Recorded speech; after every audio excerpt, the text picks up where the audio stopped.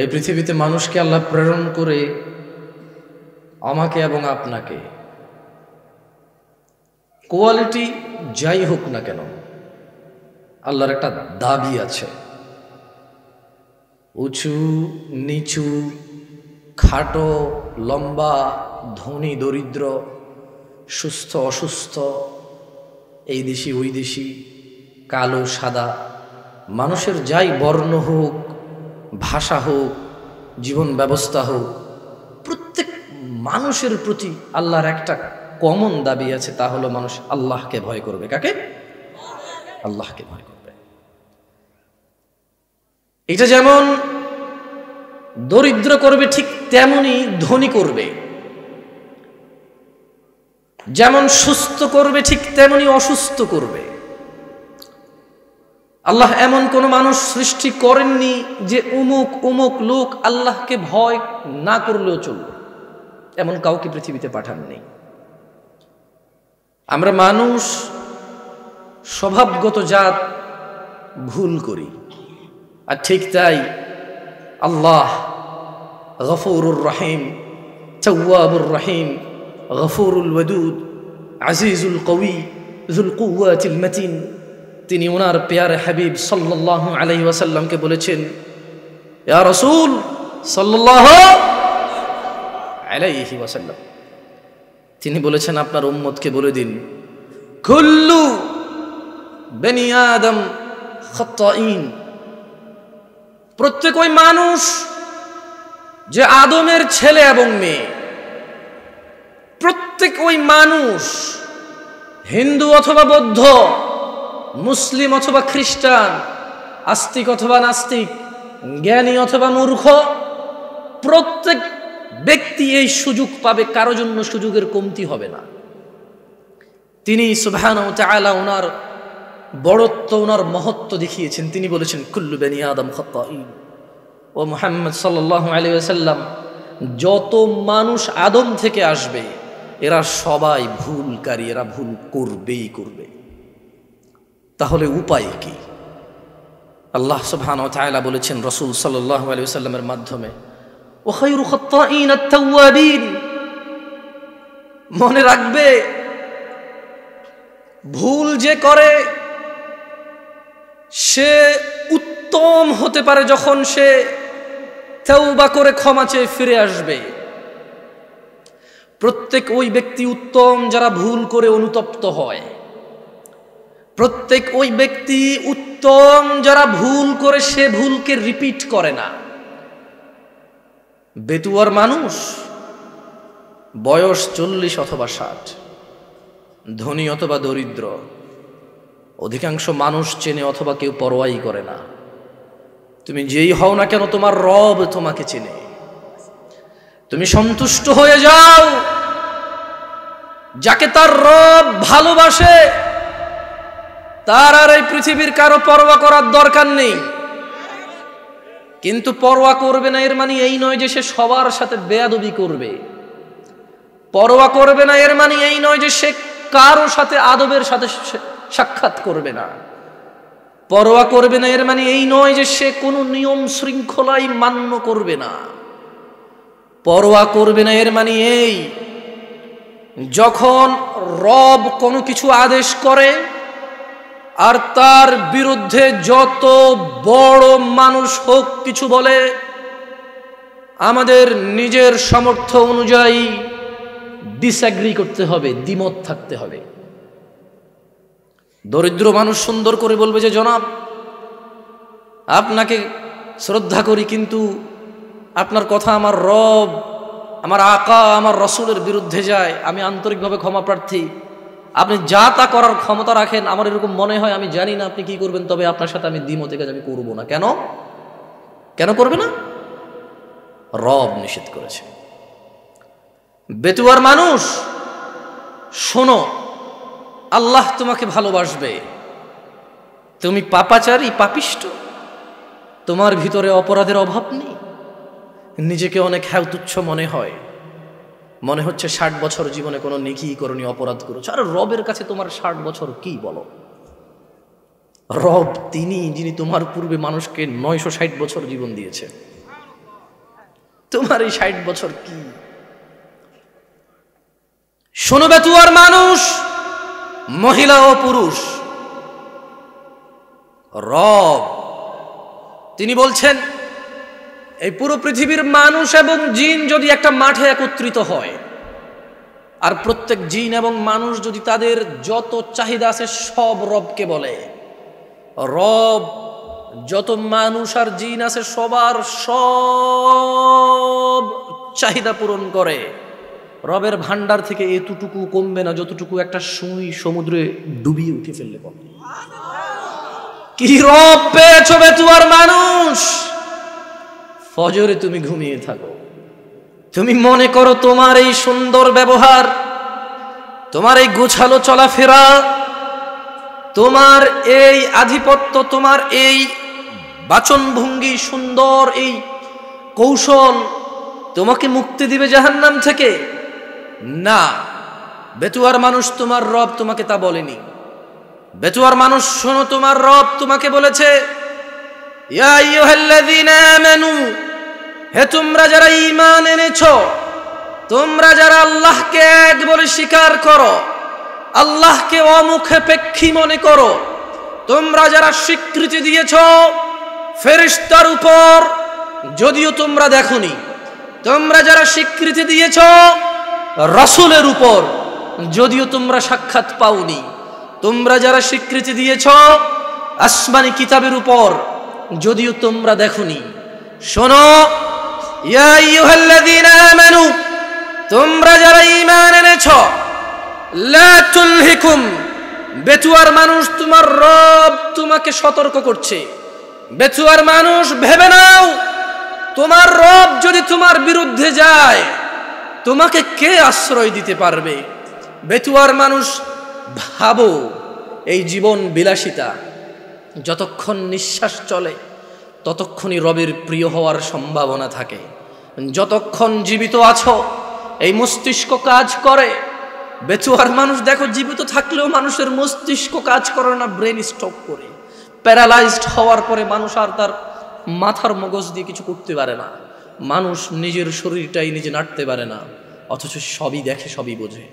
মানুষ যতক্ষণ তোমার এই দুহাত দুপা, তোমার এই মুখ যা আল্লাহ তোমাকে দিয়েছে, তোমাকে আল্লাহ দিয়েছে দুটি ঠোঁট ও জিহবা, যতক্ষণ তোমার মগজ কাজ করে, ভাবো বেতুয়ার মানুষ, তোমার রব তোমাকে একটা নিষেধ করছে, ভেবে দেখো তুমি রবের নিষেধ মেনে চলছো কিনা। তুমি বলবে জামশেদ ভাই জেনা নিয়ে কথা বলেন, সুদ নিয়ে কথা বলেন, কথা বলেন মদ নিয়ে। আমি বলবো কারা সুদ খায়, কারা মদ খায়, কারা জেনা করে? কোনো ভালো আল্লাহ ভীরু লোক এটা করে না। আমি তোমাকে বলছি আল্লাহকে ভয় পাও, তোমার রবের সতর্কবাণীকে গুরুত্ব দাও। মনে রাখবে তোমার কোনো ওলি মুর্শিদা থাকবে না, তোমার রব তোমার হিসেব একা একা নিবে। মনে রাখবে তোমার কোনো ওলি মুর্শিদার নাম কুরআনুল কারীমে নেই, নেই কোনো হাদিস গ্রন্থে যাদের নামে তুমি মেতে ওঠো, জীবন জীবিকা চালাচ্ছ যাদের পথে। একটু কোরআন খুলে দেখো, খুব একটা খারাপ কথা তোমাকে বলছি না, তোমাকে কোরআনুল কারীমই পড়তে বলছি। আমার পক্ষে সম্ভব নয় তোমাকে সব বলা, বুঝানো তো সম্ভবই নয়, আমার রাসূলও বুঝাতে পারেনি।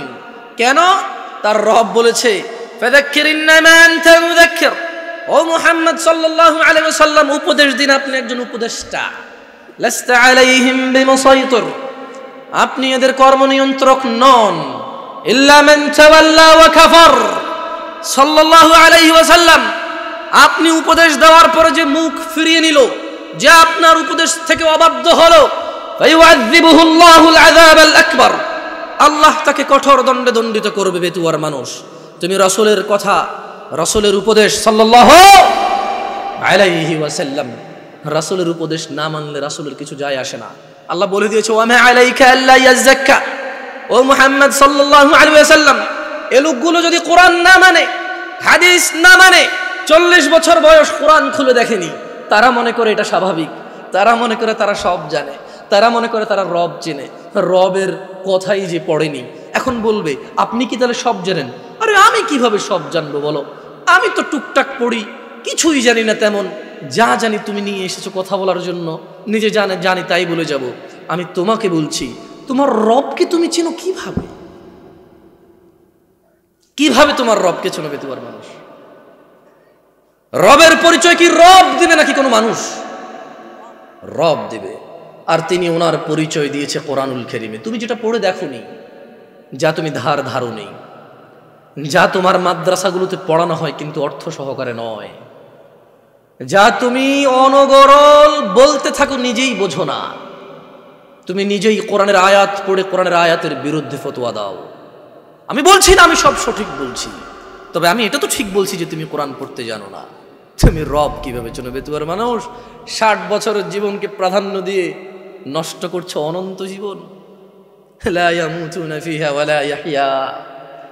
শোনো, জান্নাতে গেলেই মানুষ মরবে না এমনটা নয়, জাহান্নামেও মানুষ মরবে না। তুমি বুঝতে পারছো না এই পৃথিবী তোমার জন্য কত সুবর্ণ সুযোগ, এটা কত বড় অপরচুনিটি।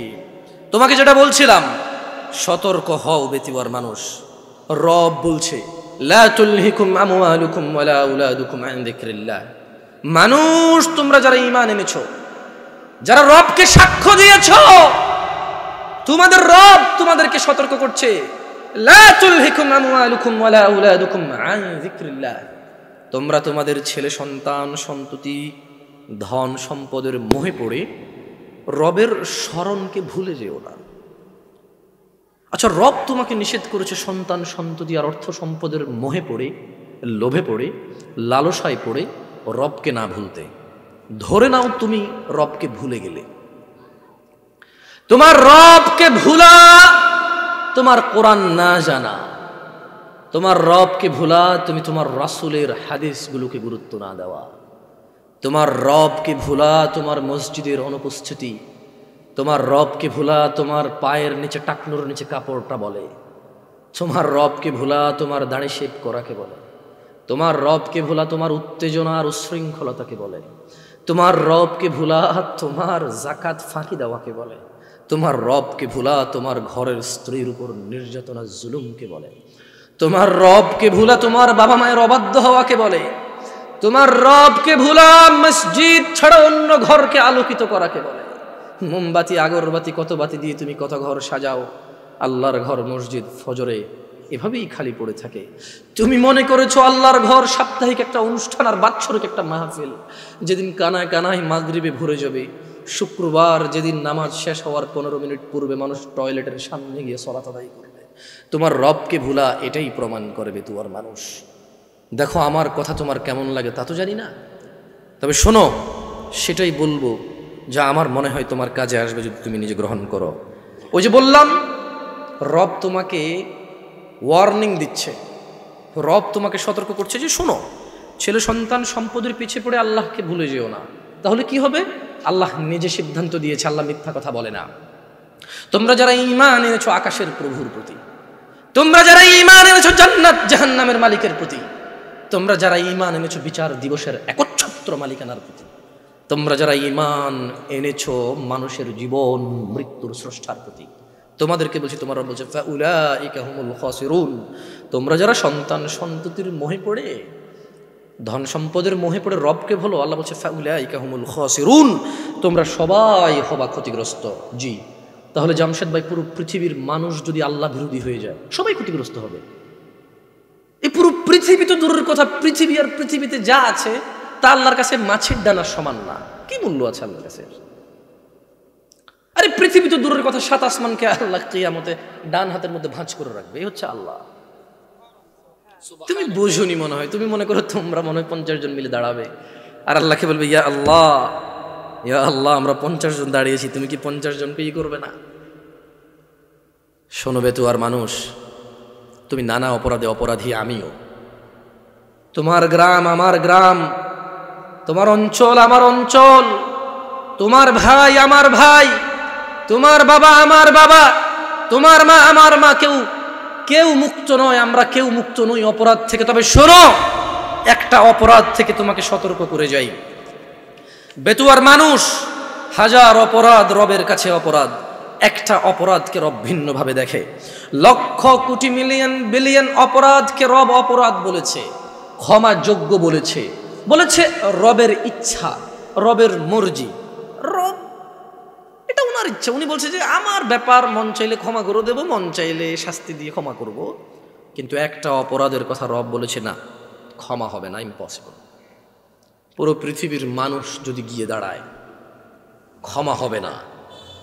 রব তার কথা থেকে কখনো সরবে না, কারণ এই পৃথিবীর কোনো শক্তি নেই যে রবকে তার কথা থেকে সরাতে পারে। তোমরা কি শুনতে চাও অপরাধটা কি?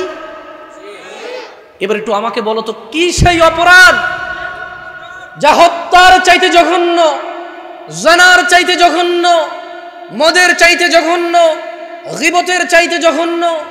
এই পৃথিবীতে আদম আলাইহিস সালাম থেকে কিয়ামত অবধি যত মানুষ যত অপরাধ করবে, সব অপরাধ থেকে এটা জঘন্য। কি অপরাধ বলো? এই অপরাধ সম্পর্কে জানা উচিত নাকি অনুচিত? বললেই তো তুমি রাগ করো, মনে করো ফিতনা করি। শোনো, তোমার ভ্রুক্ষেপ করা উচিত। তোমার রব পুরো কোরআনুল কারীমে ওনার দয়া সম্পর্কে কত কিছু বলেছে, হাদিসে ওনার দয়া সম্পর্কে কত কিছু বলেছে, কিন্তু ওই একই কোরআনে তিনি বলেছেন যে তিনি ক্ষমা করবেন না যে ওনার সাথে শিরিক করে। এই অপরাধটা তো তোমার জানা উচিত। তোমার মজা লাগবে না আমার ওয়াজ, শোনো আমি তোমাকে বলি, গুরুত্ব দিয়ে শোনো, কাজে আসতে পারে হয়তো। দেখো না আমার উপদেশ তোমার কাজে আসে কিনা, দেখো। তোমাকে বলি শোনো, একটা উদাহরণ দিই তোমাকে। তুমি মনে করবা যে জামশেদ ভাই, এটা তো কোনো ওপেন কনফারেন্স না যে বিভিন্ন ধর্মীয় মানুষ আসবে আর আপনি শিরিক সম্পর্কে বলবেন। আমরা সবাই মুসলিম, লা ইলাহা ইল্লাল্লাহ বলি, ওয়া আন্না মুহাম্মাদ আবদুহু ওয়া রাসূলুহু বলি। এখানে শিরিক কিভাবে আমরা মুসলিমরা করি? তবে শোনো, আমিও এমনটা মনে করতাম। হঠাৎ করে সূরা ইউসুফের 106 নম্বর আয়াত পড়ার পরে আমার ধারণা বদলে গেল। বলো, তুমি যা বলবে, তোমার ধারণা, তোমার বলা এটা সঠিক নাকি রব যা বলবে তা সঠিক? শোনবে তুয়ার মানুষ, রাগ করি না, আগামীকালকে কোরআনটা খুলে দেখো। রব বলছে যে ওয়ামা ইউমিনু আকসারুহুম বিল্লাহ ইল্লা ওয়া হুম মুশরিকুন।